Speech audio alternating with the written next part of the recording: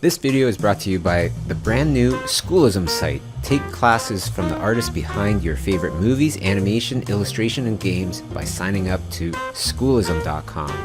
All right, now on with the show. Welcome, everybody. Welcome to a wonderful webinar. This one is all about introverts and how to succeed as an introvert. And the first thing that I'd like to do is put out a definition before we get introduced to our amazing panelists here. What is an introvert? The dictionary definition here is shy person, a person predominantly concerned with their own thoughts and feelings rather than the external things in the world. And today we have some incredible guests here. I'm going to ask each one of you to, just say who you are and a little, what do you do? Okay. And we could start off with my top corner there, which is Mieke. Alrighty, I'm going to start it off. Okay, hi everybody. My name is Mieke Hutchins. I'm an art director currently and a concept artist. I'm sorry, what were all the questions you asked? Oh, just a little intro of who you are. What do you do? Okay, cool. I was like, oh, surely I won't be first. Okay, so yeah, I'm an art director and a concept artist, and a little background, I've worked in film and graphic design. I've worked with Maureen, and now I'm working in mobile games. And yeah, that's a little bit about me. Okay, well, Mieke basically built Pokemon Go. Yeah, while it was still within Google, she was like, I'm going to do a great experiment. And so she's like their first artist ever, I guess. So she's all being humble an introvert. Introvert vibes. I know. Maureen is very kind. Yeah. Yes. I left film to go to Niantic where we built Pokemon Go, and now I'm working on some other projects that will be hopefully announced soon. That are really exciting as well. So. And she started before she was a matte painter, and anyways, all right. Amazing. Well, we can tell who isn't the introvert in this group. Casey, can we ask you to go next? Hi, I am Cassey Kuo. I am predominantly working in storyboards and TV animation. Background, mostly TV animation. Prior to that was some advertising, commercial, and illustration work. Amazing. And an amazing gestural artist as well. It's just mind-blowing what you do. And when they say like master of none, jack of all trades, well, this guy is the exact opposite. He's the master of all. And this is John that I'm talking about. John, you want to introduce yourself? Thank you. That's nice. Very nice of you. My name's John Nevarez, and I'm happy to be with all of these awesome folks here on the webinar. First of all, you guys are awesome. So I'm big fans of you guys. I'm glad to meet you. And I've been in the industry for about 24 years. I started as a TV artist, like a revisionist, and work my way up to stories, and then crossover design. So so I jump back and forth, and I'm currently at Warner Brothers. And then I'm also teaching a lot. I'm mentoring a lot too, which is kind of cool. And I'm slowly trying to get my own personal project going. I've been kicking that for like 10 years. So I'm trying to finish it. It's almost like when you said you went from this to this to this, it seems like it was like almost every little position except for animation. I wanted to be an animator at first, but I realized I didn't have the patience. So I stepped into story revisionist, and that was awesome. Fantastic. And next here is Yijin. Hi, it's great to be here. My name is Yijin. I'm the art director at Belva Studio. I'm really thankful for Maureen to inviting me, and also Bobby to inviting me. At the start of my career, I was doing motion graphic, and I also do a lot of illustration, and that leads to kind of a film and TV industry, and also VR industry. And I just do some concept art illustration work for those things. Fantastic. And Mike? Hey, everybody. My name is Mike Uwandi. I'm a concept artist, primarily art director as well. I'm currently a concept artist at Marvel, live action. Also art director for 9B, which is, I'm co-owner of that company. And I'm also head of Viz Dev for 6 Studios, which is essentially art directing as well.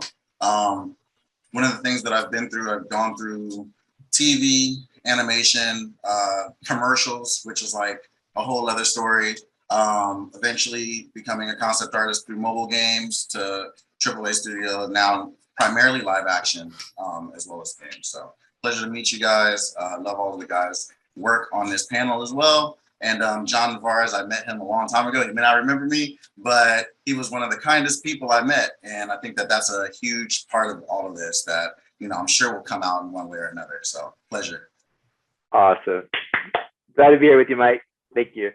Fantastic. And if anybody hasn't been to one of these webinars, let me introduce my co-host, my amazing co-host here, Maureen Fan.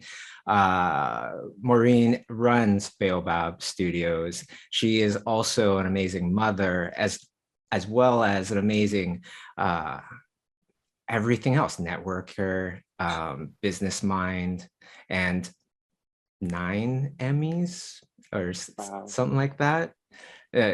It's insane what you do. So welcome, Maureen. Yay. Oh. All right. So I figured we could start off kind of light, you know, like some fun stories about like your most introverty kind of moments to help to connect with our introvert audience, perhaps. Mike's already shaking his head. Okay, and since we're all maybe a little bit more on the introverted side, I'll start to just kind of start it off. Nowadays, I don't really think I'm an introvert. I feel like, I don't know what the heck I am. Perhaps an ambivert, or is that what you call it? Where you do need to recharge after like a long day of like talking with everybody and things like that. You just want to be at home and be with your own thoughts, like that kind of thing. My mom showed me this report card. I was just talking about this just before this. Showed me a report card from when I was in kindergarten, and it says, Bobby is really good at getting his juice and, you know, building Legos or whatever, but he doesn't talk to anybody.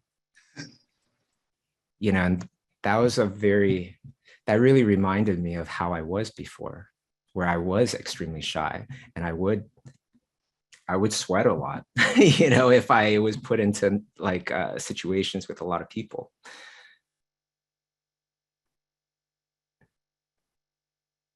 Anybody have anything else to add before we go on? I agree with you, Bobby. When I was in junior high and high school, you know, I had a group of friends, but I was always the quiet kid in the bunch, and I didn't say much, and I was comfortable with that. And I was just really shy, and I think I was shy because I was always self-conscious about saying stupid stuff, or just I was easily embarrassed. So I just kind of was quiet and shy most of the time. I slowly kind of came out of that in my 20s. And I'm still, I guess, fairly quiet, but I'm more like, I'm kind of, you know, I'm more like telling people like, it's okay to be shy. It's okay, you know, to be an introvert, or it's okay to, you don't have to force yourself to be something you're not. And I think there's this misconception, and you're probably going to talk about this, but I think there's this misconception about the whole webinar is like selling yourself. And I think there's this misconception that selling yourself, you have to be loud, you have to be boisterous, you have to be like a salesperson, you have to be blah, blah, blah, blah, talking and stuff like that. I don't think so. I think I've learned, and I'm sure many have on the panel and everywhere else, is just let your work speak for itself. And you just don't have to be so aggressive in your way of selling. You can just kind of modestly and humbly, you know, share the information you need, or just say you're available. There's more to it than that, but yeah. Yeah, I agree with you. Totally. That's awesome. You go, Mike. Oh, hey everybody. Yeah, so definitely an introvert, but I've definitely taught myself to speak. I do have to recharge. I can talk for a while and then it might seem like I'm not an introvert, but as soon as I'm done, I'm like, I need to go to sleep. I need to like be alone. I need to be unbothered. I've been like that since I was a kid. Generally, I would always have a crew of people around me, but I would definitely be the quiet one all the time. And, you know, when people then ask me to, you know, talk about something, then I will. So it's not like I was just like completely closed off, but generally I would be more observant. And because I was so observant, it would make me shell up within myself and be like, oh, similar to what John said, oh, I don't want to say anything, you know, silly or something ridiculous. And just to give an inclination of how shy I was, in the 8th grade, to go along with what Bobby asked, in 8th grade, we had a class of like, I think 15 people. And every week they would have some of us come up to say the Pledge of Allegiance in front of the class. And every time I got a feeling was about to be my week, I would just, oh, I'm sick, and just miss the whole week just to avoid talking in front of people. It was like that bad. The thought of speaking in front of people used to have me literally sweating, hand shaking, mind spinning, and I just could not. I'm like, oh my God. And I would have these friends who were so good at speaking, right? Which typically an introvert attaches themselves to an extrovert. And because I was observant, I would look at these friends and how they speak and how they kind of demand attention in a sense, or demand even respect. And I would just study them. And eventually I was like, you know what, I'm gonna practice this little by little in smaller groups. And I start to see the difference of showing up and not speaking my mind in, say, in the ways of like, oh, well, how does anyone know that you have an issue if you're not speaking about it? Or how does anyone know what you want if you're not saying anything? How do you command attention? How do you want this position if you can't learn how to speak, right? So it was a slow build, and maybe we'll talk about how I got there, at least to this point. But yeah, true introvert at its finest. Yeah, so similar. Like I had, I was like, when I was a kid, my parents and my brothers and sisters used to call me Mieke Mouse because I was just like, so like, you know, like didn't want to say anything, kind of just like, I guess, scurrying around. But like, yeah, I was super introverted. And it actually took me like, oh, I don't know, probably a long time, like many, many years to kind of break out of my shell and start kind of like feeling more comfortable in front of large groups of people, or able to kind of like even do something like this where, you know, normally I think like a few years ago even I would have been like, no, I'm not going to do it, you know, and I don't want to do it, I'm scared. But you know, it's I think introversion is like one of those things where you kind of like, you kind of, you know, kind of like go into yourself to kind of think about things. And I call myself like a muller. I mull about things. I like to kind of think about it. I'm not a machine gun type of feedback person. I like to kind of think about things and consider all the angles. And I think those are some strengths of introverts, actually. Like you have the ability to kind of like see the whole picture and also kind of consider all these different angles because you take the time to do it. And so I think mulling is like my biggest introverted characteristic. I like to kind of think about things for a little bit of time, and I think that just is going to stay with me for the rest of my life, no matter how ambivert I get. I think like, again, I agree with Bobby. I'm kind of ambiverted. I've kind of grown out of my introvert shell a bit, but still definitely need to recharge and all those things that everyone here has mentioned. And before we go on to the next thing, I want to kind of build off of what Mieke was saying, that it isn't a disadvantage, right? It absolutely isn't a disadvantage. There was somebody that mentioned Susan Cain's book, Quiet. I'm not sure if anybody's read that, but it's a fantastic book and talks a lot about characteristics of an introvert and the benefits. Many of the best ideas in the world, they're all thought of in solitude, right? And then maybe brought to the group and enhanced. Yeah, Mieke, Bobby, I took a you're nodding a total lot. different. Yes. Took a totally different message from that book. I thought my message from that book was, yeah, you're way better if you're introverted, but the world is against you. Or at least Western world is against you. That it's like the people who are loudest and act most confident, at least in Western society, tends to favor. Yet they found that the most brilliant minds and most creative tend to be introverted. But I don't know, I was a little depressed reading that book. I mean, that's just my interpretation. Yeah. Oh, I have to read this book. Yeah. We definitely, we need each other. Like, and introverts need extroverts, extroverts need introverts. Like, we all need to work together, but we all have different strengths, you know, like, I think it's, I don't know. Yeah, I think it's one of those things where I think I've already taken too much time talking, but I I think it's one of those things where it's you know, I think society does kind of favor the people that kind of speak a little bit louder. But I agree with like John and Mike, where it's kind of like you let your work speak for itself, and then you learn ways to kind of introduce yourself to people and you know, push yourself forward those in different ways than like the loudest voice in the room. I feel like effective communication is something, as like someone who still claims very tightly the hold of identity of an introvert, but I'm an introvert that's learned a lot of communication skills and have improved on those communication skills.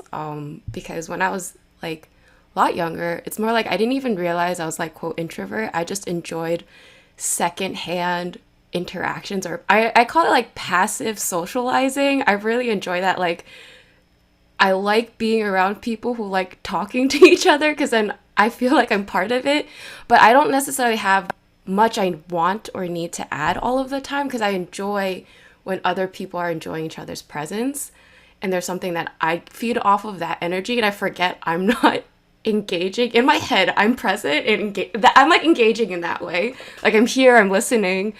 And then it's only like as I grew older, I realized like, oh, it's a communications two-way street.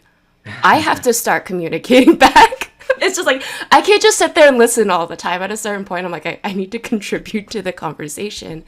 And then I found my own ways, and I scaled it up as I got more comfortable how to communicate. Like, even like you were saying, Mieke, like this scenario 5 years ago, couldn't even fathom talking in a group in front of people. But like each time someone had asked me to do something, I was like, you know what, I'm just gonna say yes, even if it's uncomfortable. I'm gonna learn from it. And then slowly it got a little bit better. I think Zoom calls are the best because I can't see everyone else watching this conversation, but it's the little lies I tell myself to be like, okay, as long as I can focus and engage in this moment as like genuinely as possible, that's all I can ask of myself or anyone else. So at least that's like, that little bit is reassuring to me. Or the lies I tell myself to trick myself into doing things. Absolutely. Lauren in the crowd is saying, this is so validating. We hear it, Ejin, Lauren. I want to hear from you.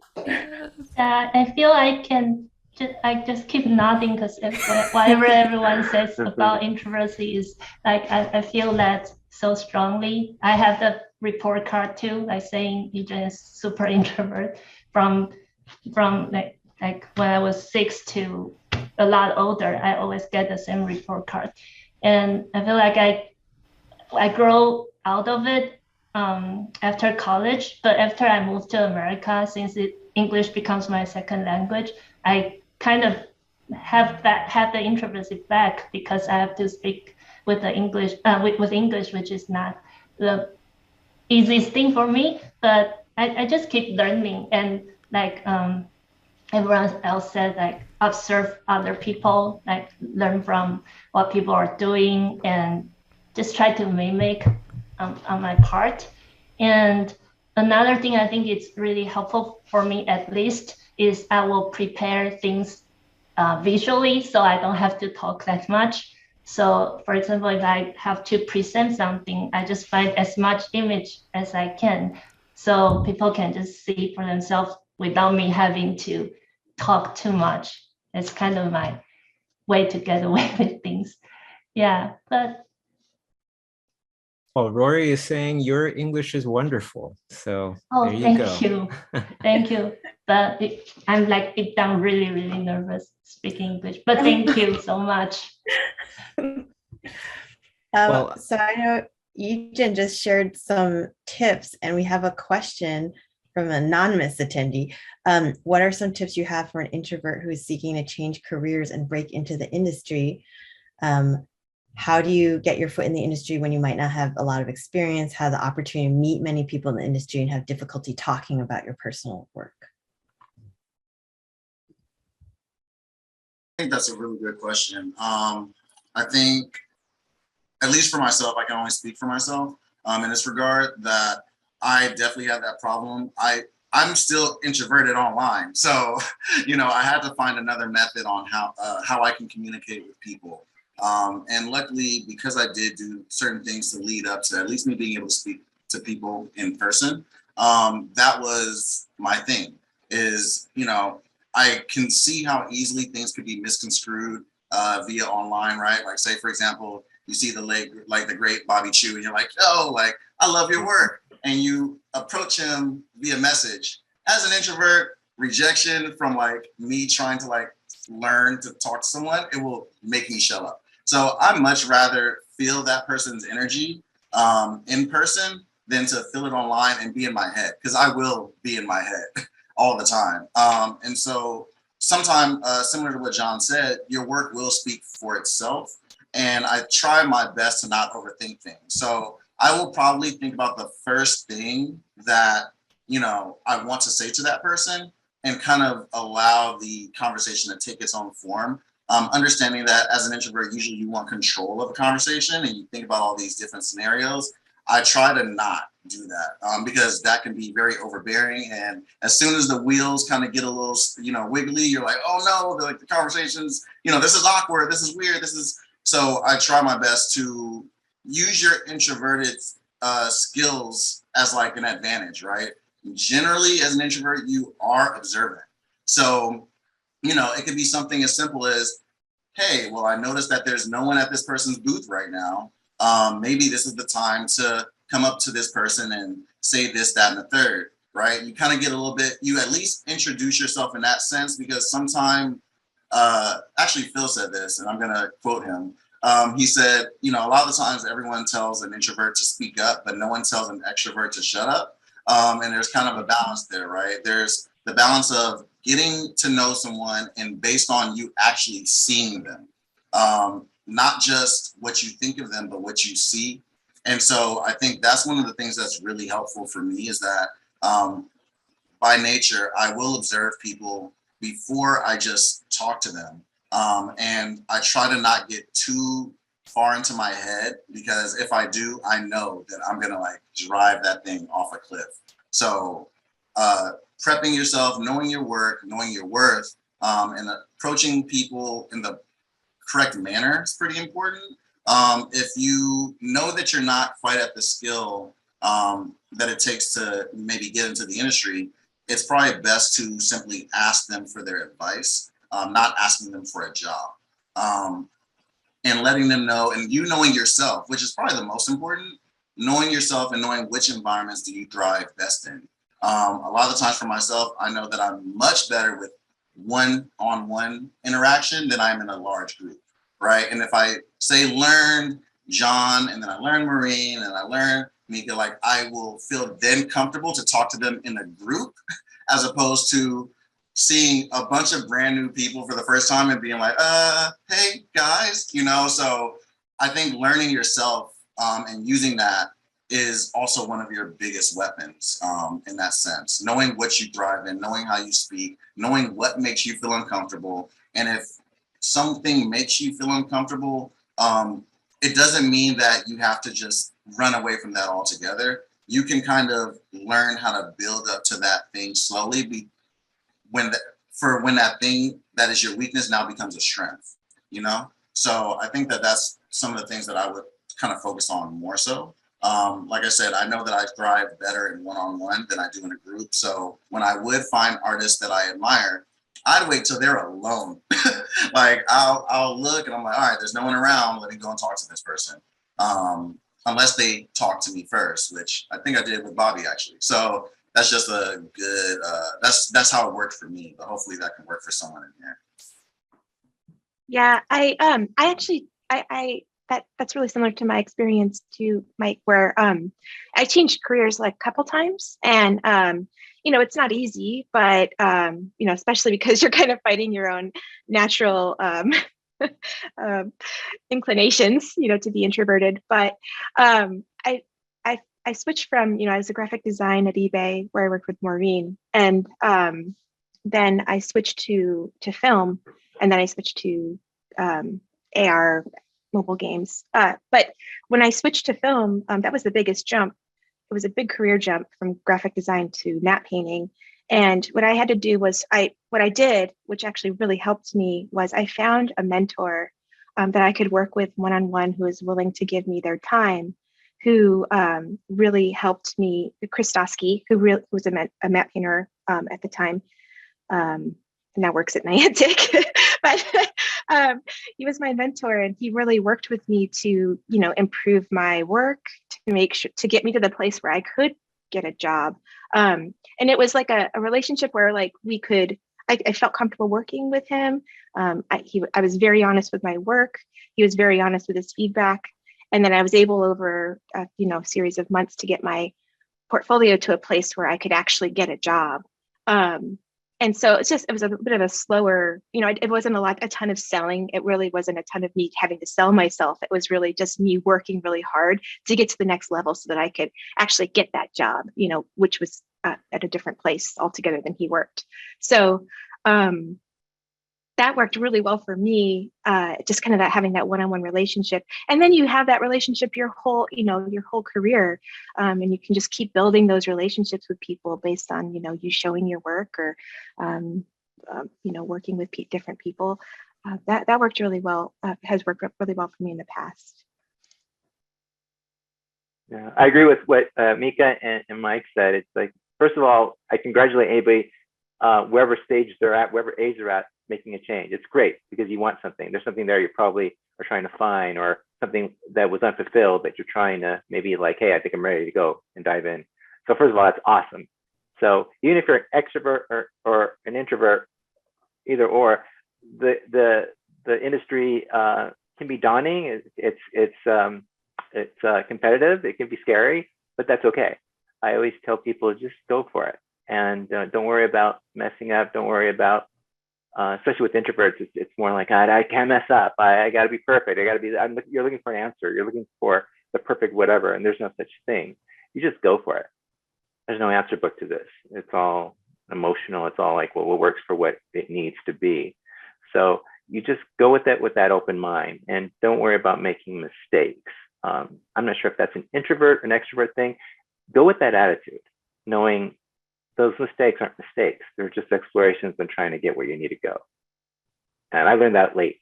And when I realized, like, you know what, this whole business is about making mistakes, because it's not really mistakes. It's like you're trying to find something that works.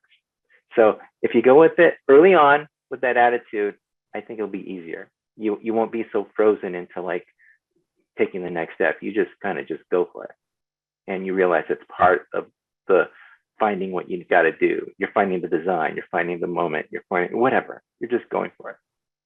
So I kind of want to piggyback off what John just mentioned, because I so agree with that in terms of making mistakes. And I remember jumping into art school. Originally was going into medical school, made a pivot, focusing more on art. One of the biggest things I told myself was to make mistakes as soon as possible.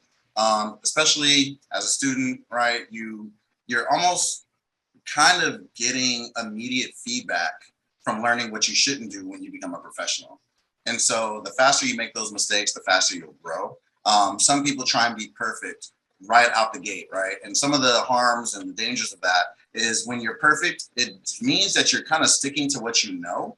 And sticking to what you know doesn't really create growth. So making those mistakes will help you kind of find new paths, new branches, and therefore you kind of grow at almost an exponential rate compared to your average student. So, you know, sometimes it's like anything really. You'll probably have a rabbit. The rabbit is called is essentially the best student of a class, right? And everyone's chasing that rabbit. That person's going hard. You're like, damn, first week, this guy's amazing. Understand that that's cool, but that's literally just a sprint. You're in it for a marathon. So you have to understand that person, yeah, they're great in this class. That's fine. Learn as much as you can from that, the rabbit, while taking in what you need so you can eventually be a greater artist. So learn from make mistakes. This is kind of the safe space to make mistakes, because what you don't want is to get into the industry, make some really bad mistakes, and then that is a bridge that's closed off, you know? So all of these early opportunities to mess up, quote unquote, it's actually helping build you, you know? So that's kind of what I have to say about that, but thanks for John. Yeah. No, great, Lisa. And to expand on that, it's easy to compare yourself with others. Don't. I used to do that early on, where I flunked out of school. I was a math major, and then 2 years into school, I flunked out, and I was like, what do I do? And a lot of my friends were graduating. They moved on. We were buying houses and cars. They were happy. And I was at home in East LA, like, well, what do I do? And I felt like a loser. And it's because I was comparing myself. I always compared myself to others. After a while, I mean, when I got older, I realized, you know what, everyone has their own journey, their own track, their own schedule. So don't compare yourself to others. They have their own track. You gotta follow what's right for you. And sometimes that might come early, it might come later. You don't know. You just gotta follow your heart and learn as much as you can and explore as much as you can and just go for it. And just go with that. You know, it's almost like you're following a North Star, and you're not sure if you'll get there. But if you keep if you follow your heart and your dream, you may not hit the bullseye, but you'll get pretty damn close. And ideally, it might get you somewhere where you wanted to be or where you should be. I don't know. You just don't compare yourself to others, because we all got our own schedule.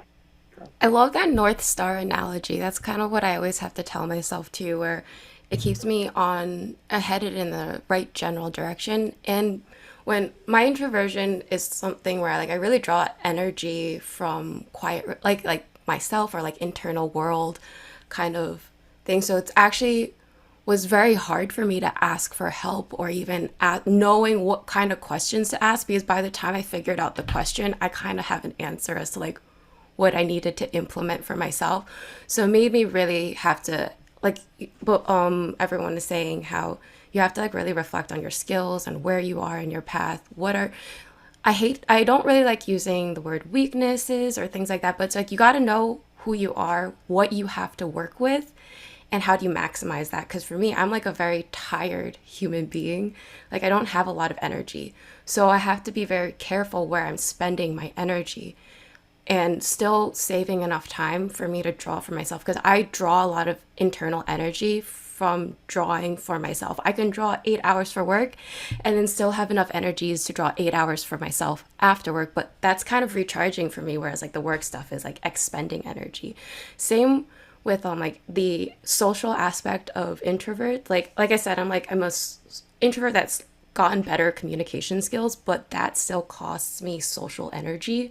And I'm also very careful and precious with that, because, and this is why like I don't really engage so much on social media with people I don't know. Because for me, it's like I'd rather invest time in people I know are physically existing. Like these are people I tangibly have relationships with. So it's like in some ways I consciously prioritize them. I do feel a little bit bad for people who do reach out, and I feel like they're probably like pushing themselves, like introverts, like I'm gonna make this step, but then I'm just like, I'm so sorry, I don't have this energy. And just like hopefully there's an understanding there that like all of us are introverted artists, maybe tired artists who are working really hard to try and like hone a craft that for me is like, this is my means of communication. The art itself, the work itself, that's how I'm going to communicate. And then maybe sometimes I'll add a couple more words or dialogue to it. But I really think like the work will speak itself, especially if like that North Guiding Star, your like very honest intentions, you're like working with those. It really shows through your work, I think. At least that's how I like to tell. That's how the things I tell myself to help motivate me to keep moving forward, even when I feel like things are kind of working against me. But then I'm like, oh, I'm going to try to make it work for me in some way, or at least I have to find those ways to make it work for me. You know, something that really helps me is, because you're talking about energy and running out of energy and things like that, I try to put all of my meetings as early as possible in my schedule, because that's when I have the energy to do all that stuff. And just like you're saying, I start to recharge later on because I have tasks later on that don't have me talking with people anymore. And now I'm painting and drawing. And if I did it the other way around, I would be less productive. You know, I'd be worried the entire time before the meeting happens. If there's like a 3 p.m. meeting, I'd spend, when I start working till 3 p.m., like, I have a meeting. Yeah. I have a meeting. I do the same thing. I group my meetings as close as possible together. And it's not always possible as an art director, right? But you just try to make those times that you can actually do the work. And that's what like re-energizes you, just being able to do the work and reflect on the whole thing, you know? And I totally agree with the comparing yourself to others. When I was working in film, I was surrounded by even still, I'm surrounded by so many just like amazing artists, you know, like industry veterans and people that, you know, are just mind-blowingly good. And I would just always be comparing myself like, oh, can I get to that, you know, Doug Chang? Can I get to that Eric Tiemens? Can I get to that, how am I ever going to get to that level?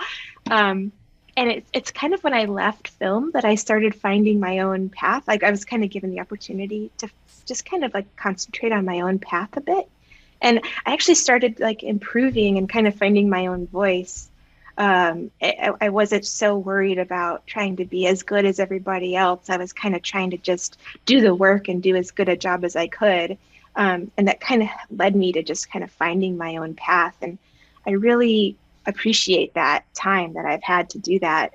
I think as an introvert, you kind of need, well, maybe it's not an introverted thing, but you just kind of need that time to kind of like follow your own North Star and not worry about, you know, all the amazing other artists, like all the people on this panel, right, are amazing artists. And I still find myself like, oh my gosh, I'm on this panel with all these amazing artists. But it's kind of just like about, you know, what you're giving to the world, your gift, you know, the way you see things. And that's a way that I find kind of helpful is just to compare within myself. So when I do illustration or paintings, I like to version out.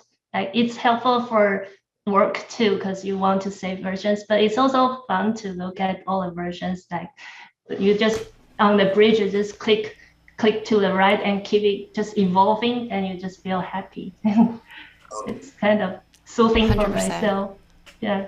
I definitely think I want to provide a little bit of clarity because there's, you know, different personality types, for example. And I think that comparing yourself, not the best, but allowing yourself to be inspired by other artists is actually a good thing.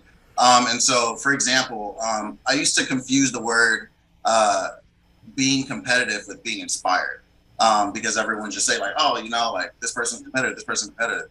Someone can inspire you, and that can also kind of help you find yourself in a way too.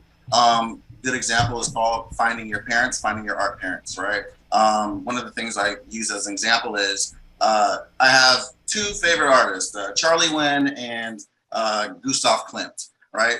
Two artists have almost nothing to do with each other, but breaking down why you like them, understanding why you like them, and then utilizing and analyzing those portions of those artists to then bring into yourself. And when you do that and you're like, you know what, I think I've learned all I wanted from Charlie Wen, you dispose of your parents. So it's not like real life. It's actually something that you can do in your art life. And you can keep on gathering new parents. Now, sometimes you'll put your work next to Uncle Charlie and say, you know what? Damn, I'm nowhere near this guy. And that's fine, because you're allowing yourself to be motivated to continue on and to move on and to improve yourself. And so then you start to look, and it's kind of like training wheels. You have these 2 extra wheels on the side that's keeping you balanced. At some point, you start to lean into your identity. You're like, oh, I love the texture of Gustav Klimt, but I love the gesture of Charlie Wendt. And now you start leaning in, and now you don't need those training wheels anymore. You can keep on going forward. So I think you can allow yourself to be inspired, but don't let it positively influence you rather than negative influence. And I think a lot of times when people think of being competitive or comparing yourself to someone, a lot of people let it affect them in the wrong way. And they'll say, oh, you know what? I don't know. Maybe I should just give up. I'll never be as good of a designer as Bobby Chiu, or, I'll never have the draftsmanship of a John Nevarez. And that will damper you, but you can use that, turn it, and kind of utilize that as like motivation to get better at those specific things. So that's a great clarification. I totally agree with that. Yeah, like everyone on this panel inspires me, and that's so many other artists, and that's a great thing. You can learn so much from everyone. Fantastic. So there's definitely a lot of questions coming in, and one person has raised their hand and has been patiently waiting. So Lucia, you have the mic. Hi, this was so inspiring to hear from you all. I had a question. Do you have any advice for job interviews? Because I think that because I am a bit shy, I can come off as cold sometimes and too serious maybe. So maybe any tips for that? Thank you. I would love to kind of go first on this. This is something I was just talking to somebody about. I break it down into just like very simple rules. Warmth and assertiveness, and you're charming. If you're not warm enough, then you're considered not that approachable because you're way too assertive, you're not warm enough. People are intimidated. James Cameron comes to mind. I don't know him, but the things that I've read. But then when you're too warm and not assertive enough, you're Goldie Hawn kind of vibe, where even though she is probably brilliant and everything, she has this vibe of just being too warm, right? And not that she is, but many times when people are too warm, they're looked at as more like perhaps bubble-headed, ditzy.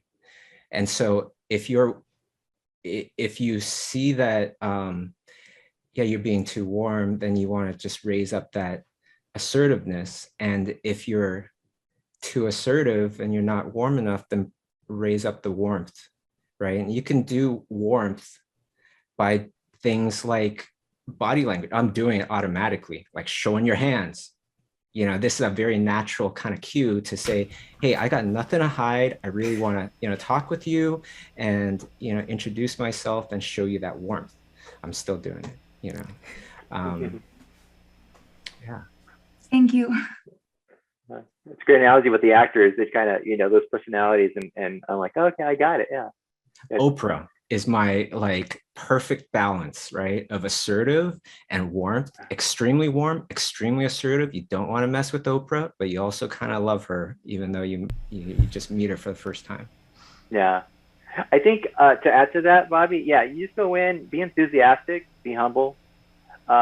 Maybe ask good questions like, hey, what, does the, basic questions like maybe is there a lot of projects happening at the studio? If it's something directed at your work, it's like, is there something at my work that I need to work on? Is there what work do you respond to? What works do you are less responsive that I can maybe work towards? And then maybe ask questions like, is it more your composition? Is it more your lighting, your color, whatever? Any specific things like that. But I think that's an opportunity when you're sitting down with somebody, they want to get to know you. If you're shy, then it might be a little challenging. But think of this as an opportunity to kind of like show your work. You don't have to be so talkative, but you're just kind of sharing your work, maybe sharing your approaches, sharing your techniques, what you have in mind in your work, and so forth. I know it might be hard if you're a really shy person, but I think this is an opportunity to just kind of like see, you're trying to get information there that you can take away to get you maybe ready for the next one, the next step, the next talk, the next interview. You know, part of being in this business is communication, and you have to, in a way. I mean, the fact is, every week we have art review. That means you have to go in front of a group, in front of your director, art director, and you have to, in a way, sell or pitch your work. So that's just part of the job. But that doesn't mean you have to be on the flash, you know, blah, blah, blah. No, you just have to be, use your strengths as an introspect and say, just cut to the chase as simple and as easily and as clearly as possible. And that is all you need. And it's a skill set that you need to develop. But, you know, I learned it over time. I'm still learning. But you learn that, you know, how can you succinctly share and communicate and excite people with what your art is. You know, what are your thoughts? What are you bringing in? How does it hit with what you need to sell? The moment, you know, how does it help underscore the art, the story, whatever? So, yeah. And to piggyback off that a little bit, what helped me at the beginning was very much like identifying what aspect of the interaction really would explode my like shyness and social anxiety through the roof.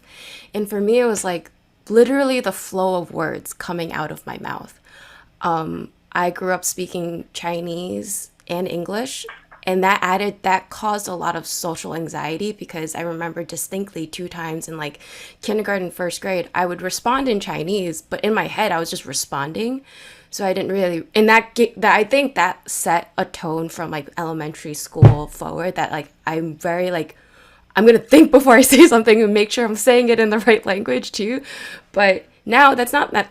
I speak mostly English now, but it's definitely one of those things I realize it's like literally the flow of words, and I'm more comfortable saying, like, speaking slowly now. People aren't trying to rush you to speak. That was something in my head. I'm like, oh, I have to say things really fast. But then it's just like, oh no, okay, so I can slow down talking. Sometimes it's like, hey, on the job especially, clear communication, succinct and clear communication is most important. You can sometimes just be like, hey, can I have some time to think about it before you rush into anything? And there's just, as long as you're clear about what you need, what you want. And I know that's not exactly interviews, but it's like, for me, at least, it was like identifying aspects of the interaction that caused me the anxiety or really skyrocketed that shyness, and then practicing it. I talk to myself in the shower while I'm doing things all the time, just to kind of like get the ideas of like flow of conversation, practice the flow of conversation with myself. But then I realized it was starting to trickle into my like actual conversations. Like, I'm like, oh, it's actually getting a little bit easier.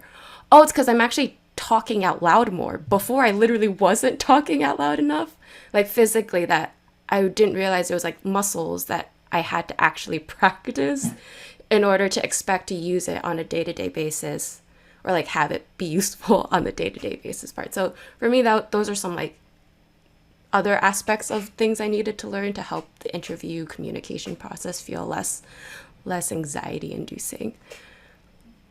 Great advice, Casey. Yeah, that's wonderful advice. I do the same thing. I like kind of go over conversations in my head beforehand, which helps. But also, I think someone was mentioning voice shivering. I used to have that a lot before, and that I think that just like with more practice, more and more practice, as kind of Casey is saying, it more and more practice and kind of expanding the people that you're talking to over time, and in showing that enthusiasm. Like most of the time when you're trying to sell something, the enthusiasm is what helps push it over the top. You know, people really respond to that positively. So I think like just more and more practice, you know, really showing enthusiasm for your work and talking through it are really great ideas from the team, or from the team, from the group. It's funny that you chose that question, because I was totally wanting to riff off of that. And I agree with you. I used to have that really bad. But there's 2 things that I've learned with trial and error that will luckily probably save you. Long story, but short story. I knew I had this speaking issue, just talking to people and like, nerves. per se. And so some of the things, along with doing a lot of other embarrassing things that I will not get into yet, I eventually took at night speech class. And it was funny. Some of the things that I've learned was one of the easiest ways to get rid of my shivers or hand trembles is to move my hands. A lot of times when you're speaking, if you're in your head, it's funny, it's almost character design at this point. If you're in your head, you're literally stiff, right? And so then you're thinking too much. When you allow yourself to move your hands, you're literally allowing the words to flow out of your body. So one of the things is adding dynamicism. Exactly. When you're speaking, just talk, move your hands, feel loose. Once you loosen up, you'll notice that those shivers kind of dissipate quite a bit. The other thing is some people may have social anxiety from staring directly into someone's face. One of the things that I do is I look past people sometimes. If I feel like they're imposing, if their energy is too much for me to handle, I'll look right past them. I'm looking at them, but looking through them at the same time. And that really helps me, at least, like kind of like loosen up. Once I start to get that, you fall into a rhythm, you naturally can now start to, rest your hands or look at that person directly. But it's usually about the beginning part when it comes to speaking to people that may hinder you a bit. So you'll be like kind of reacting to the thought of talking to someone more so than actually speaking to them. So those are some things that I learned because I had to do this the hard way. So hopefully that helps for anyone. Lucia, awesome. I'm just gonna, I think I don't want to keep you up on the stage all awkward and stuff, so I'll just put you back into the audience. I hope this has answered your question at least. Thanks, Lucia. Yes, thank you so much. Perfect. I think Yijin was just about to say something. Oh, I was just want to adding a little bit of tip from back in the days. I was trying to be a salesperson because I want to cure my introverts. So I was like, oh, maybe I should try sell something, and I'm not a best salesperson at all, but learning from some top sellers, my bosses, and I found that they do a lot of small talkings during the selling things, and I think it just keeps people relaxed, and the more they relax, the more tendency they will buy stuff. So yeah, I feel that kind of applies on these questions too, like just make the whole interview process easier and relaxing. If you can, it will kind of help. Yeah. Something that helped me was Beyonce. I heard this interview where she talked about Sasha Fierce, and that she's an introvert, and that she puts on this mask kind of thing, her other persona, Sasha Fierce, and goes up on stage and she is no longer Beyonce, she's Sasha, and kills it, right? And I really thought about that and just go, okay, yeah, I need to pretend I'm putting on this other face of mine. It's still me. It still is me. It's just this small slice of me that I've expanded for a certain amount of time until that fuel runs out. And then I, find Kay and let's get out of here. Bobby Fierce. I saw that in the chat also. Bobby, you were saying earlier, people probably don't believe that you're extrovert. I think it's just your role. You just have to. And then when you practice so much, you just do it. But people don't realize that doesn't mean that you love being out there all the time. You still need to, people just mistake you for an extrovert. Yeah. And I would get nervous sometimes, but it's just that now I know how to convert that into excitement, because a lot of times nervousness, the feeling of nervousness and excitement, they're so close. They're practically cousins, so I just try to convince myself. I put on that other slice of me and I go, that feeling that I'm feeling, I'm just excited, right? And really get out there and do my thing. One thing I want to mention is, Mike, you talked about the movement thing, and I have anxiety. And so I also was taught that technique. And if you don't if you feel weird about like making large movements, if you just like do the fingertips like this on your side, that works. And it literally, because the thing that causes the thinking is like I think is the prefrontal cortex, the like thing that makes us like Homo sapiens or man, and we could think and get in our heads. But when you're doing this, it activates the other side of your brain that actually gets you to calm down. So it's like is rooted in science. If you do this, it actually does calm you down, which is why if you notice when you're walking and you talk, you might be more relaxed and more easily because it's both of your feet, each foot like is activating a different side of your brain. It super helps. But I did want to ask a question from our written questions, which is, it's amazing that as artists, you can just let your art speak for itself. But what about introverts that want to step into a leadership role where that you have to do more communications? A lot of you, art directors or art leadership roles. How's your introversion advantage or disadvantage when leading or guiding others? Oh, well, honestly, I feel like in general, in a very general sense, you could be looked at as more observant, right? And that allows you to lead better because you're more tapped into how your team feels.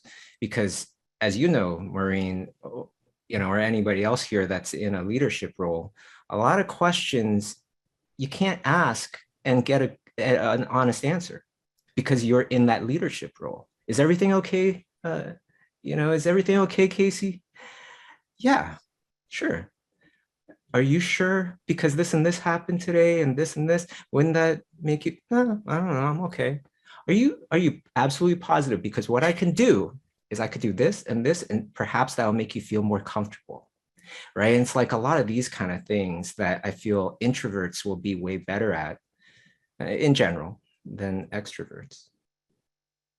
Definitely agree with that. I think being an introvert definitely allows you to read the room a lot better because I've worked with two types. I've worked with extroverted art directors, and a lot of times they're totally missing the room, right? And, they may not notice the type of artist they're dealing with.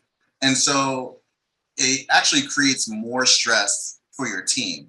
I think a lot of the times it's really important to allow yourself to read the room and kind of help them by helping them understand that you understand them and where they're coming from.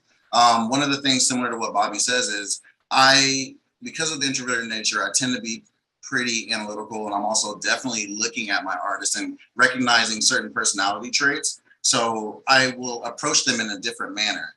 I approach them as individuals rather than just as a team, assuming that they're all the same person. So one of the things that I've definitely learned is it's important to know how to speak to people generally, because it's not always about what you say, but sometimes how you say it. And people intake information totally differently from the next person. So some of the things that you could do when it comes to being an introvert who wants to step into that position is kind of bringing up or mentioning, say if you want that position, but you're not getting it or you're not being seen, sometimes it's just making it known to just one or two people. And somehow, this happens quite a few times. I know a few friends that this has happened for, as well as myself, is simply saying, just planting the seed. I want to be an art director someday. I've always thought about being an art director. And somehow, just by magic or osmosis, I don't know, those people somehow end up telling someone else, and then it gets around when that position kind of comes up. But a lot of it is how you display yourself. Do you at least display yourself with a certain level of confidence that gives people the inclination that you'd be good for that job? So you can be an introvert, but still be confident. And so that's kind of the thing is, what are you confident in? Are you confident in what you're seeing? Are you confident in your skill set? Are you confident in your ability to lead the team? And a lot of times that in itself will allow you to get a leadership position. So you don't always have to be an extrovert to get those upper echelon jobs. You can actually be an introvert, do that, and it kind of works to your advantage, because generally you're watching the field instead of watching yourself. And that's what being an art director kind of is. It's, it doesn't take a coach doesn't have to be on the field to win the game, right?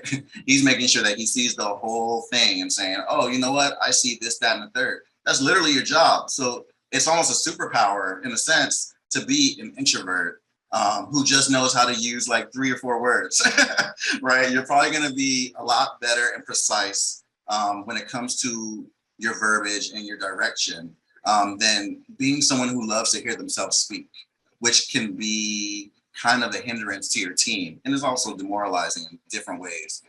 So hopefully that helps. I don't know. But generally, leaning into your identity is always going to get you that thing, because that's the thing that you're confident in anyways.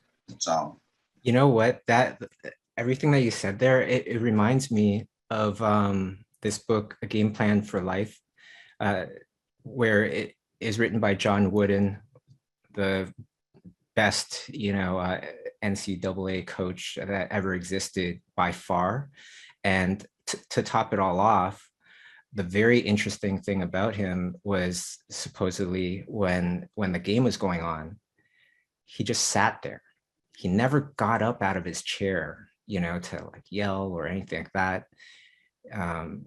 It's a very interesting book, and it talks a lot about leadership in a kind of introverty kind of way. I feel like he was an introvert. I don't know. Why don't we go on to another hand-raising question here from Ivan. Ivan, you have the mic. If you're still there.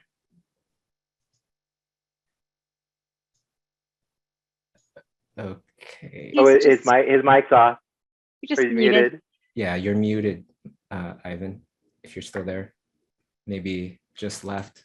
So I'm just going to put you back into the audience and go on to Jonathan here. So, oops, Jonathan. All right. You have the mic.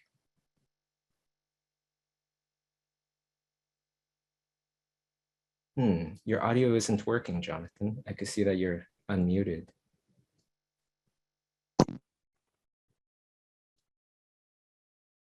Okay, I guess we'll try the next person here. Sorry, Jonathan. Just to keep things going. Valentine. Hi, is my mic working? Yes. Okay, cool. So this is actually I kind of have the opposite problem as what we were just talking about, where as an introvert, I'm actually when I meet new people, my anxiety kind of makes me like word vomit very quickly and a lot. So a lot of people that I meet tend to say that I kind of leave a weird first impression, either that I'm like overly bubbly or like I'm like, super charismatic and outgoing, and then they get to know me and they're like, oh, you are totally not. That is not at all who you are. But it also kind of makes it hard for me, especially in the job front, to try to present myself as like, naturally as possible. So I'm wondering what do you what's your recommendation as far as like when it comes to meeting people in the art world and trying to kind of build connections and get yourself out there and market yourself when you're kind of like an anxious disaster who just spits words? That's such a good question. I have this. Oh, I'm sorry. Go ahead, Mike. You go. Oh, okay. Thank you. I have this problem like 100%. Like I kind of, I have this like laugh that I have a laugh. I'm constantly laughing, and I kind of like, I probably feel pretty bubbly to people when they first meet me, but I am definitely an introvert, and I, do the word vomit, the whole thing. And so far, I think that it's like one of those things where, I don't even know how to like talk about how to fix it. It's like it's just one of those things that I've learned to kind of live with, and people kind of accept that about me, and it really hasn't impeded me as I'm going through my my life, it kind of is like one of those, it's like quirky, but I think that it's okay. It's okay to be a little bit bored, vomity, and nervous. It's just, there's certain things that you can keep working on to try to like get better at it, and talking with more people and kind of putting yourself in situations where you have to talk to many people, and just kind of like saying yes to those situations so that you can kind of just keep working on it. But yeah, I know that is just something I constantly struggle with. But I think it's okay. Like, it's okay to be that way sometimes, like, I think sometimes we try to fix ourselves all the time, but sometimes, you can't always fix everything, right? You kind of just have to work with it and do the best you can and try to, present yourself as naturally as possible through practice. But yeah, I completely agree. I'm sorry, I don't really have like a great, like, here's how to fix it. Yeah, no, you're good. I guess, yeah, for me, it makes it hard, especially with artists that I admire. It's easier when it's not in person because you guys can't see me right now. But if I were to meet any of you in person and try to talk to you or like show you my portfolio, I would probably be like a disaster who just could not shut up for like 10 minutes straight. That's okay. Yeah. That's enthusiasm. Yeah, I was gonna say, Valentine, everything you just described, it's like, that's fine. There's nothing wrong with that. There's nothing to fix. I mean, I go when I go to cons and stuff, there's people there I meet, I'm like, I'm excited, and that's awesome. And and if the good fortune I get to meet with them later and they say, oh, that's not who you are, it's like, well, I was excited. I think another thing to be aware of is just simply the rhythm of conversation. For example, if you have, essentially what you're saying is kind of like struggling to set a rhythm. And so you can allow the other person to set that rhythm for you. So some of the common things to kind of help with that is approaching people by asking them questions and allowing them to talk about themselves. Is like a psychological thing anyways, where generally people like to talk about themselves. So if you allow them to talk about themselves, you're going to kind of get a catch of that rhythm anyways and naturally walk into the flow of that. And then you can thus respond or react to that. Another thing, and that can also help you recenter. Say if you are speaking to someone and you're kind of like looping out of control, recentering yourself by asking them a question will kind of bring you back down because you have to be engaged to listen anyways. So I think that helps. And also it kind of helps in the sense of when you are speaking to someone, you don't want them to feel like they just got robbed, right? And essentially robbing of an opportunity. So one of the things that you can do is that'll help you with that, essentially, is asking them questions so they feel like it's a two-way street, and kind of knowing yourself and when you're wilding out a little bit. They kind of mentioned, like, as far as like writing captions for film, that if you're reading it fast, cut it in half, or sorry, double time that, and know that the viewer needs double that time to get past that thing. So it's the same thing with speaking. If you're speaking and you know that your mind is moving a mile, like, a mile a second, you just want to like slow it down, pull it back, and almost slow it down naturally. And whatever you are thinking of is normal speed, that's probably too fast. And that's a speech class thing, actually. So just saying that speech class kind of helped me in some ways. Clearly, like, I think that helps, is just slowing it down and understanding that if you know that you're speaking way too quickly, just slow it down, pull it back, and you'll naturally probably fall into the pace that you're actually desiring. And Okay, just right. to jump off that a little, I feel like sometimes it's okay to just be like, literally stop mid-conversation, be like, I'm sorry, I'm going off the rails a bit. Let me get back to, like, just like literally just stop yourself. And I feel like enough of us creatives, and like anybody in the creative industry, there's a degree of like, we understand when that happens, but if you catch yourself and be like, I'm so sorry, backtracking a second, this was the point I actually wanted to talk about, I rambled a little bit, I'm so sorry. That's also very understandable. Just wanted to throw that out there too. That's super smart. I do that all the time as well, where I'm kind of like, I kind of like find myself spinning as I'm talking to like the team or whatever. I'm like, okay, I got 100 things on my mind and I'm trying to get them. And I'm like, okay, wait, okay, hold on.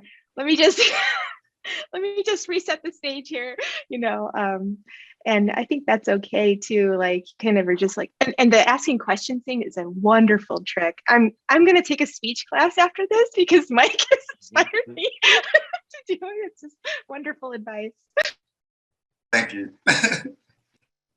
Wonderful. I'm going to put Valentine back into the audience. Thank you so much for your question. Makes sense. All right. So why don't we go to another audio question here. Let's try Stephanie here. Stephanie, you have the mic. Hi, guys. Can you hear me just okay? Yes. Okay, great. I'm going to make this quick because I'm on my lunch break and that ended 2 minutes ago. I'm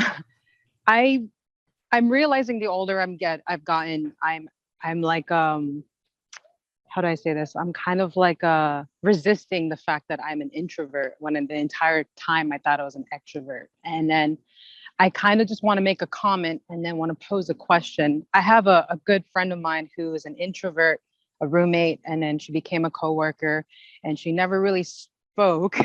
But when she did, the whole room fell silent and really like clinged to her every word. And it was really interesting how she turned that, what may be seen as a negative, into a strength. And I admired her for it. And my question is, can you maybe speak on a moment where you felt being an introvert has really worked to your advantage? Oh my goodness, can I go first? This is like something I've noticed more and more when I'm in bigger kind of group discussions. A lot of times I'll just kind of like hang it in the back, just listening, just observing everything. And then I notice like that people will kind of start looking at me when there's something that was important that was said, because I'm not reacting to anything, you know, kind of like what I picture is like the old Kung Fu master, the little Kung Fu master in the back, and all these big guys are fighting that one guy, and you're like, what's that little guy gonna do though? He's been super silent, and now I'm more interested in when he actually says something. I don't know if that makes sense. No, it totally does. I have to agree. I think I've seen it a lot in the business sense. It helps where I'm not going to be the person who's, you know, loud and talking all day, all night. But usually if I'm speaking, it's generally, the room does generally fall quiet.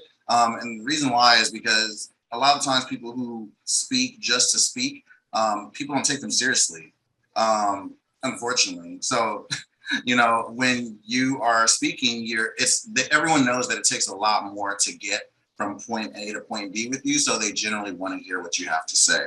And generally is going to be based or rooted in something that you've observed. So I see that a lot. I'm speaking from experience. I see it a lot where someone will be a talker and, you know, they feel so comfortable, but a lot of the times people are kind of like, they'll probably listen to like half of what they're saying, if that.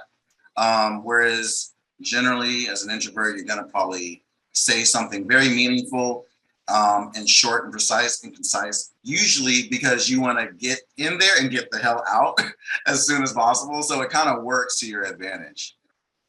And we internalize things so much more. We work out a lot of things so much more, I feel, right? Yeah, I feel like when I speak, I try to like convey accurate information. So that's information that I know to be accurate, as opposed to kind of just saying something to hold over the moment. And I think that over time that you can kind of, you know, build a reputation on that, where when you say something, it's accurate, you know, it's not just kind of like glossed over. So. Because there are some people actually who, when they are speaking, and they appear as an extrovert, when they are speaking, generally they're speaking and thinking to get to the next actual point. So they're like filling up space and not allowing actual space in the room. So once again, that can kind of damper your respect a little bit. So it's not really a bad thing to be the quiet person in the room who has very few words to say. Because that could, you know, that's kind of a superpower. Just take advantage of it. Yeah. I like that quote. You may have heard it. Silent waters run deep. It's where sometimes you don't have to be verbose. You're absorbing, you're observing, you're collecting. And if and when you want to say something, it could be short and sweet, and that's okay. It doesn't have to be a lot of stuff or taking over the conversation. You're just kind of maybe just as a comfortable thing, you're just trying to say something and get out, or you're just going straight to the point, like that's it and that's it. So that's a strength, I think. I mean, I've been in rooms where people they're more quieter and they say something short to the point, and that has more resonance. That's like, wow, that says so much more than what people when they said so much. It just says what needs to be said for the moment. So Yeah, I love that. Like many times I'll deal with that same kind of situation, like Mike was saying, somebody that's just letting it all flow out not without any thought, but with a lot less thought, and they're just kind of letting it flow. And then I'm absorbing all of this and really trying to distill, okay, what is the core part of what this person is saying, and what is the core solution for whatever this person is looking for? And then after they talk for like 10 minutes, I'll say like 2 lines, and then they'll be like, oh, and then that's the other power of like introverts, because we Okay.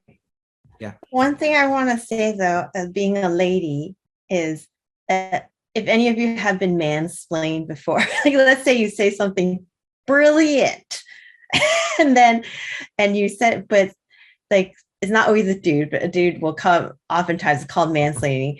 They'll say the same thing or they'll talk over you, and then people will hear them and they'll be like, yeah, and think their point is really great, but you said the point first, but you might not have said it as loudly. So I know that has definitely happened to me. And so I think it's absolutely true, being introvert, that when you say things, they may be more to the point, great. But I do think it's important to try to say it as confidently as possible.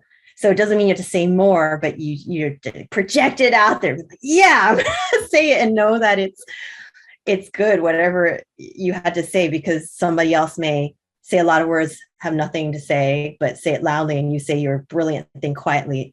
They may not take it as seriously as if you just project it out there. So that is a great point, Maureen. That's happened, of course, I'm sure, to many of us many times. And I think the confidence, like, that's where like I try to rely on accurate information, because I have the confidence at that point to be like, this is the accurate information I'm giving you, and I believe in it 100%,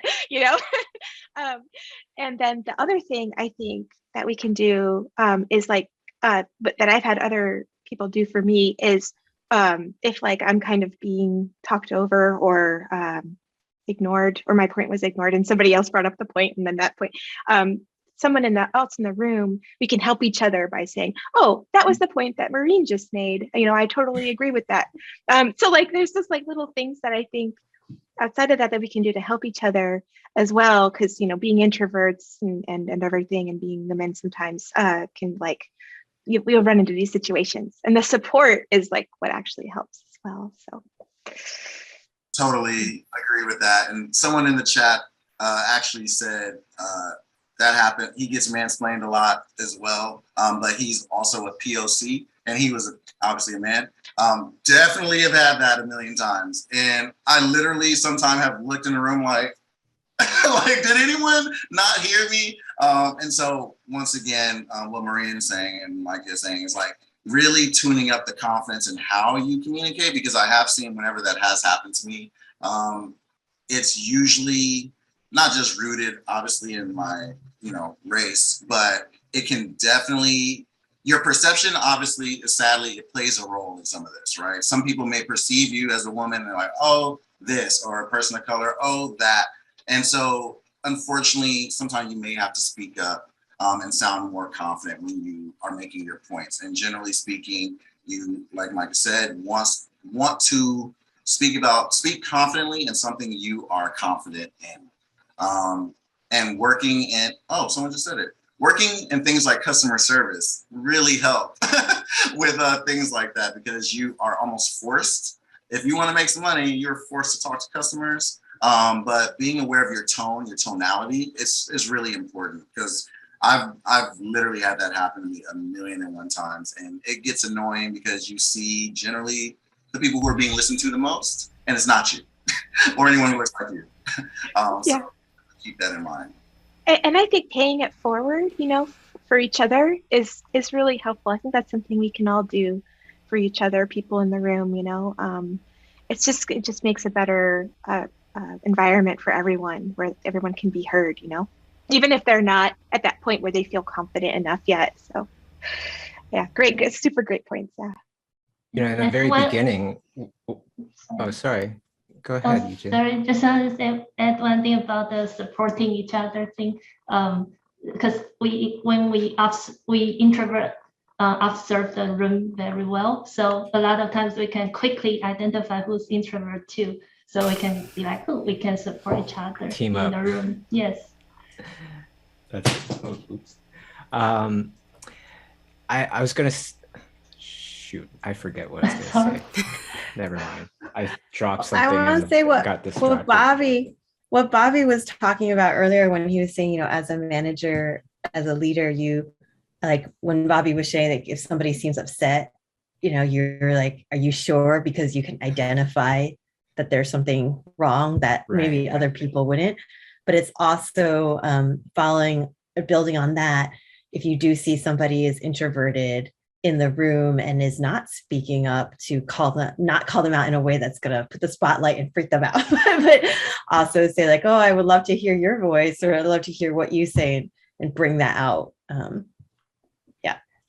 I remember what I was going to say is now, like in the very beginning, before I started hosting events or hosting things or being the main presenter for things, I did also feel that, like you don't see a lot of Chinese people hosting English kind of things.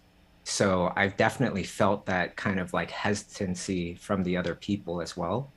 And so what I did was very much similar to what Mike was saying earlier.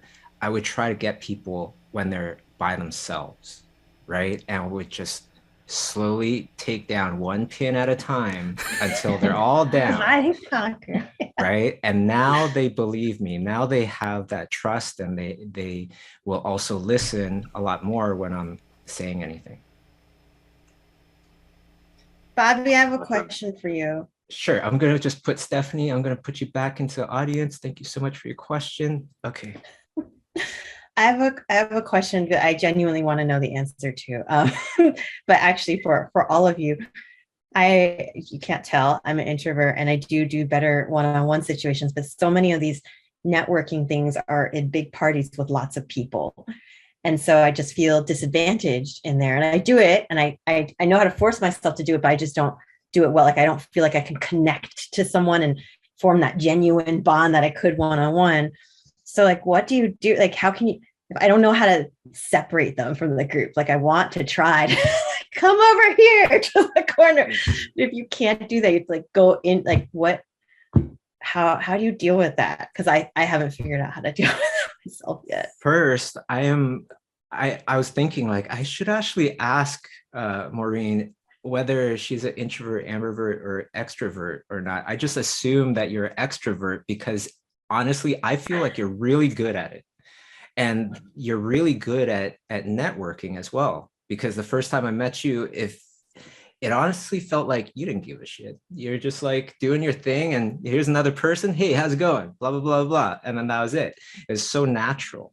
So I was so nervous. And I told Nicole, who's introducing, I'm like, is that Bobby? Can you introduce me? What if he thinks I'm stupid? And then afterwards, I'm like, was I dumb? Did he think?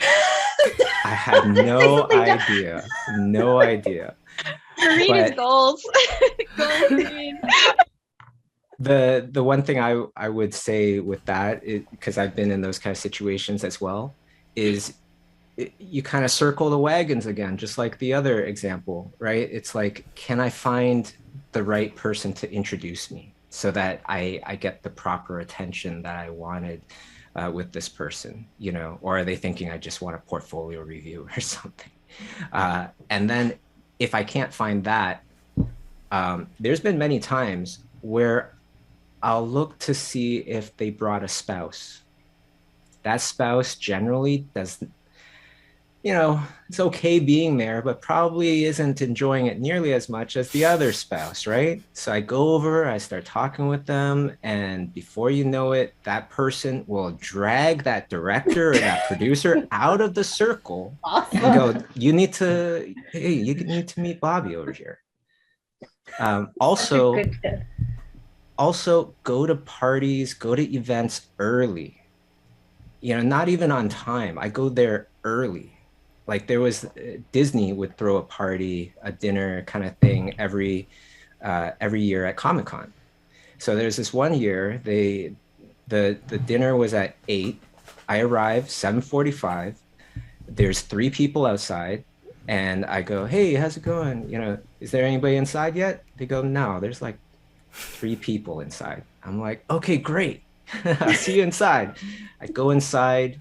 One of them is a producer for Frozen 2 at the time. One of them is a story artist, head of story for Frozen 2. And the third person was a recruiter. I only knew the recruiter.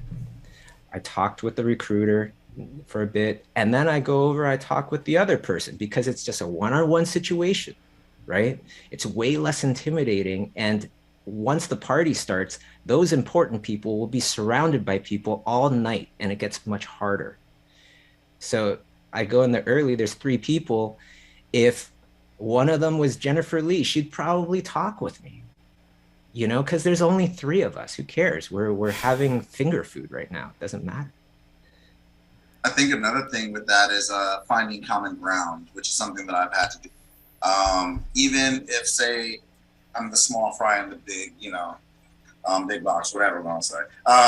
Usually, I'll find common ground and listening, engaging in a conversation in the sense of simply just observing what everyone's talking about. And if they say something that I'm really familiar with, I'll engage eye contact with that person.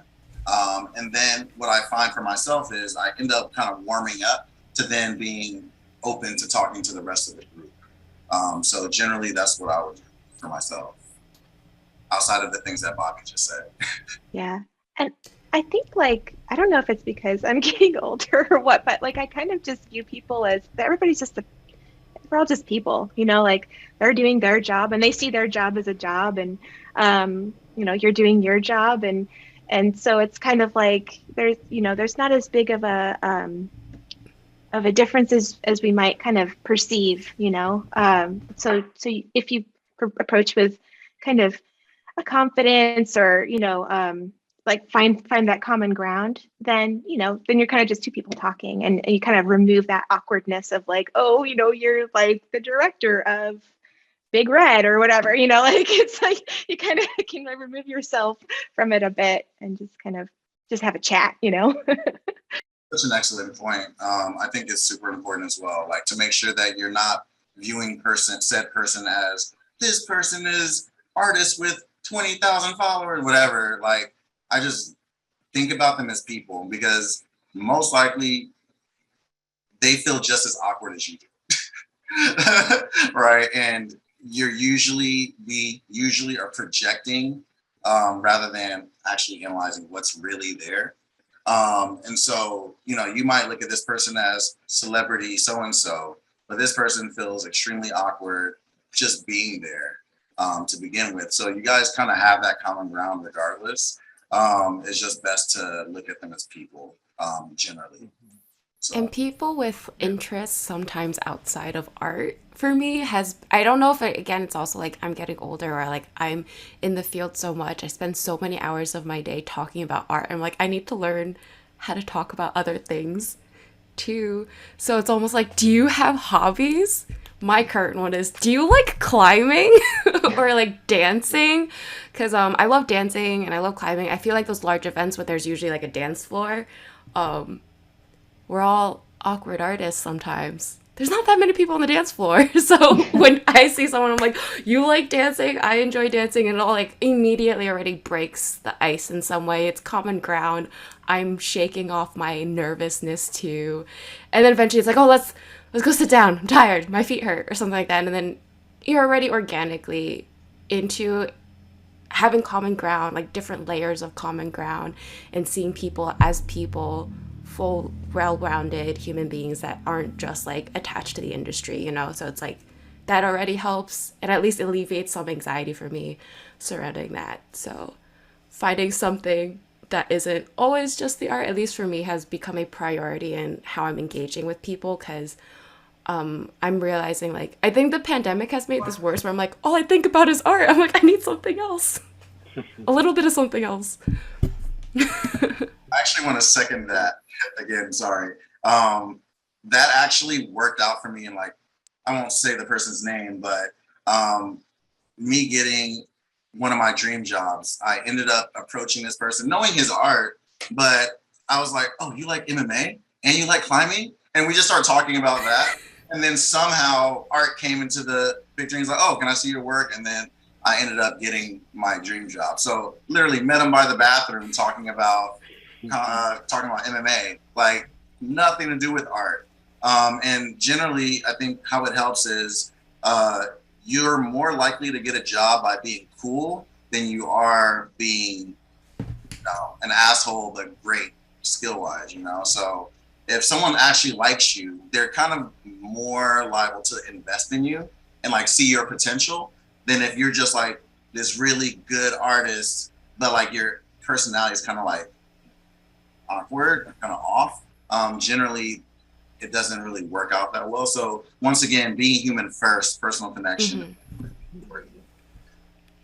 Fantastic. Well, Great. I want to respect everybody's time here, and we are a few minutes over. So I want to thank you all for, attending the webinar. And one of our biggest thank yous goes to our panelists. Thank you guys so much for your stories, your thoughts, and everything. This has been really helpful for me as well. And thank you to my co-host, the amazing Maureen Fan. Thank you. And some people are asking, can I see this again?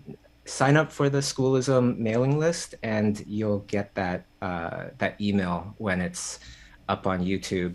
But I also want to just mention one last little thing, a little plug, if you don't mind, for Lightbox Expo. A great place to practice your communication skills, not just your art, but the art of communication, right? Happens in October 14th to 16th. There will be over 200 amazing guests speaking at this thing. And it's literally like your Instagram has come to life. So hope you'll join us for that as well. All right, everybody. Take care and have a wonderful rest of your day. This is going to end the webinar for us all. Okay, so really thank you guys so much for your time. This has been so great. Thank Thank you you for all. having us. Thank you. Thank you. Thank you Good so to much. meet you. Bye, Bye. everybody. Bye, everybody.